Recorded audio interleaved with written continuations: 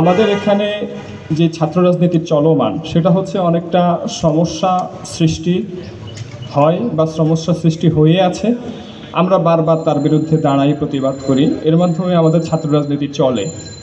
কিন্তু আমার কাছে মনে হয় যে ছাত্র রাজনীতির আরেকটা ডাইমেনশন হতে পারত সৃজনশীলতা নির্ভর ছাত্র রাজনীতি, নতুন কিছু করা, ইনোভেশন।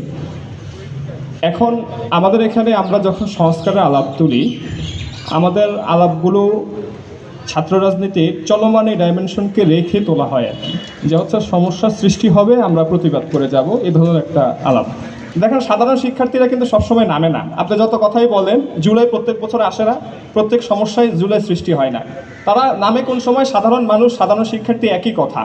যখন ক্ষোভের জমা হতে হতে বিস্ফোরণ ঘটে, হয়তো কালে ভদ্রে এক যুগ পরে কিংবা দেড় যুগ পরে কিংবা 2 দশক পরে একবার জাগে জনতা, একবার জাগে সাধারণ শিক্ষার্থীরা। অন্য সময় কিন্তু সেই আমাদের যারা আমরা সংগঠন করি, আমাদেরকে যতই কাল দেওয়া হোক, আমাদের আন্দোলন করতে হয়, মাঠে থাকতে হয়, আমরাই করি। এবার গত আওয়ামী লীগ সরকার পর্যন্ত আমরা দেখেছিলাম যে হলের যে সিটের সংকট, এটা খুবই ইচ্ছা করে কাঠামোগতভাবে নিশ্চিত করা হতো যে যাতে করে হলের সিট সংকট থাকে।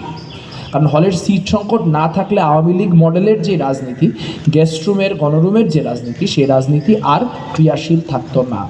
কিন্তু আমরা তো একটা নতুন যুগে প্রবেশ করেছি, আমাদের ইন্টারিম সরকারের 1 বছর হয়ে গেল। এখানে যে প্রশ্নটা করা খুব জরুরি, যে যেই মানুষগুলিকে আমরা দেখলাম বারবার করে সাধারণ শিক্ষার্থীদের যে লেজিটিমেট ভয়, ভীতি, এগুলোকে কাজে লাগিয়ে নানান রকম আন্দোলন তারা করছেন, নানান বোকা বোকা কথা বলছেন যে হল পরিসরে রাজনীতি করা যাবে না, হল পরিসর এবং একাডেমিক এরিয়াতে রাজনীতি না করা গেলে আসলে দেখেন কি খুব ইন্টারেস্টিং, তারা একদিকে বলছেন যে হল পরিসর এবং একাডেমিক পরিসরে রাজনীতি করা যাবে না, আবার তারাই বলছেন রাজনীতি হতে হবে শিক্ষার্থী বান্ধব, শিক্ষার্থী কেন্দ্রিক। তাহলে শিক্ষার্থী আছে হলে এবং ফ্যাকাল্টিতে, কিন্তু আপনি রাজনীতি করবেন সচিবালয়ে, তাহলে তো আর কোনো শিক্ষার্থী বান্ধবতা এখানে থাকলো না।